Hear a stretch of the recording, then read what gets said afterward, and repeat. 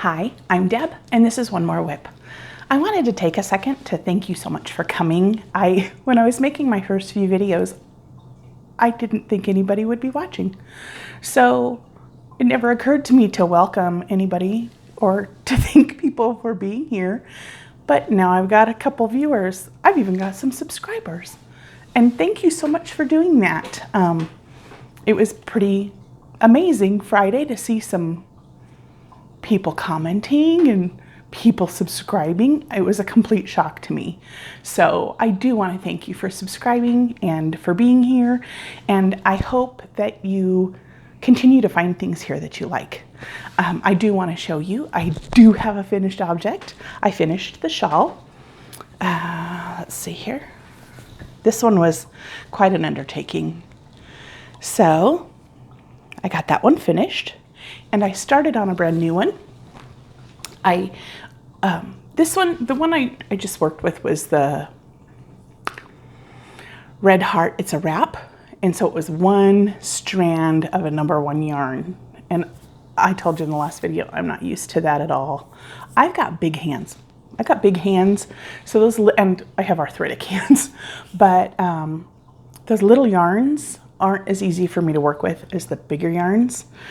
So I also picked up, when I picked that up, I picked up some It's a Wrap Rainbow, but I didn't know how I would like working with it with the 4 different strands of thread that aren't wound. I thought that might be a problem for me, but I'm loving it. Yes, your hook goes into 3 at a time sometimes, but that extra thickness, it being a number 2, makes all the difference in the world for my hands. So I started this yesterday. Let me get my hook out. My hook's always in my work. And I'm really, really liking it. I wanted to show you the rest of the ball so at least you have an idea of what's coming. There we go. And while I'm pulling this out of my bag, get my hook back in there, I want to show you what I work out of. It's funny because spending time on YouTube and different crochet boards, lots of times people will ask, let's see your work area. Where do you store your yarn? What does your side table look like? And this is what I work out of. That right there. It sits by my chair. It's not in the way. On my table, I have a jelly jar with a couple hooks in it. I have a little container with some stitch markers, and I've got my scissors.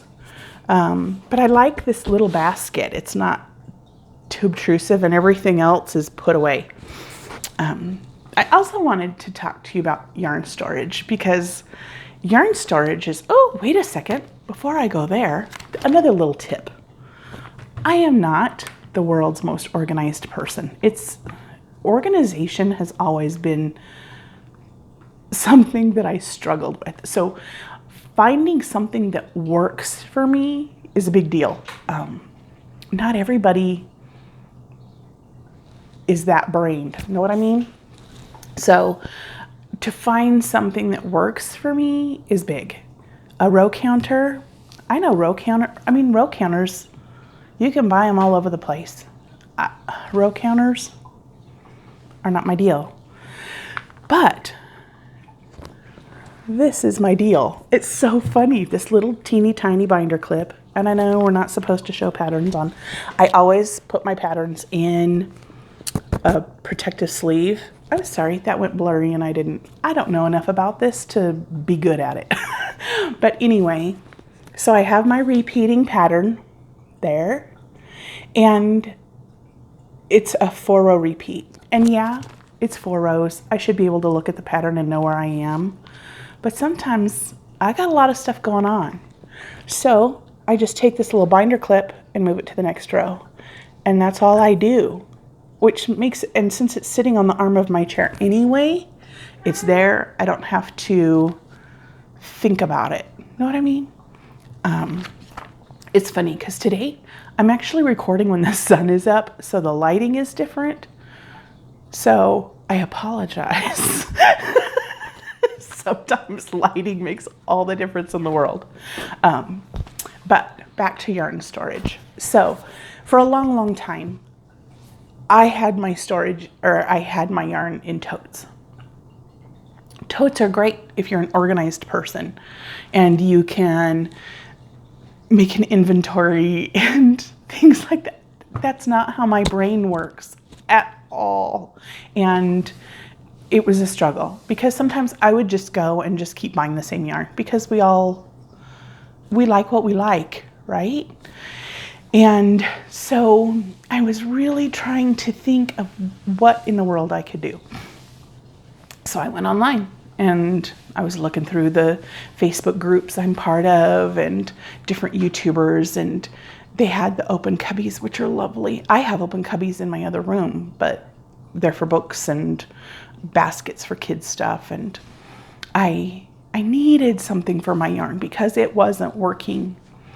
And I was watching Bag O' Day Crochet, and she was talking, in the middle of this video, she started talking about stash shaming and said to go watch Carrie Penny over at Happy Crafty Homemaker about stash shaming.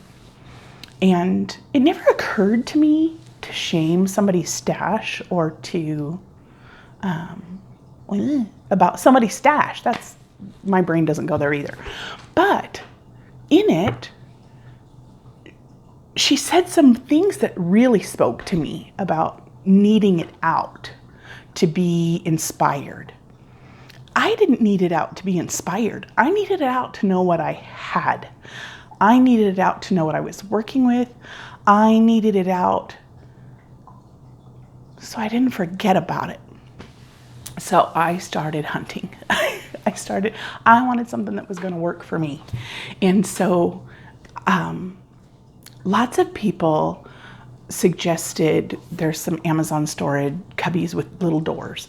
And I'm like, no, that's not going to work either. I need to see it because they were like a frosted plastic kind of thing. And I had this open space I'm sitting in my kitchen and I have this open space in my kitchen. And I thought, I need a china cabinet there. Why not? My yarn is in my kitchen. But it works for me. This isn't all the yarn I have. I also have another cabinet in my living room. But I have pets. So I needed my pets to not get into my yarn. I have kids. I didn't want my kids touching my yarn. We live in a windy area. I don't want dust on my yarn. So I needed it contained, but I needed to see it. And so I started looking.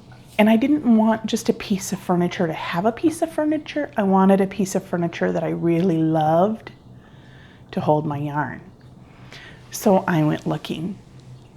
And nothing was right. Nothing was right until I found this one.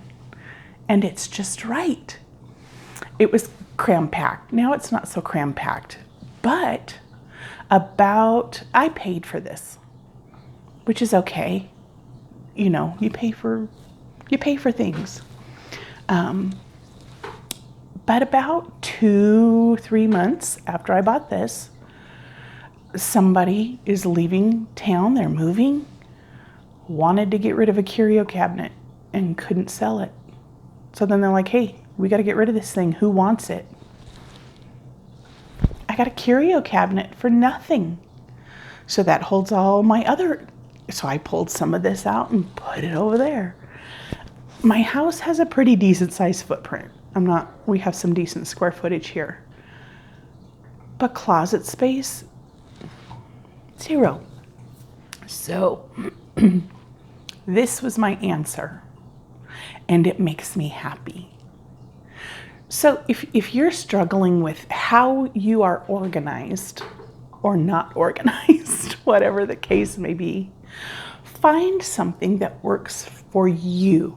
It does not have to be somebody else's thing that works for them. I'm almost done, okay? You can make it, that's my grandson. You can make it whatever works for you. I'm not gonna lie. I set this thing up and we had a group of people over and people loved it. People had no idea that I crocheted. People had no idea. So it's because my stuff was put away, and when people would come over, I put my work away. So whatever works for you is amazing. It's amazing. And sometimes the trick is just finding that. So don't give up until you find it. It may be a tote, it may be cubbies, it may be a bookshelf, it may be baskets. Whatever that looks like for you is all good. It's all good. So today, figure some stuff out for yourself. Make it work for you, and in the end, it'll make the process a million times better. I hope you guys have a wonderful day, and you guys take care. Bye. Can I make a video?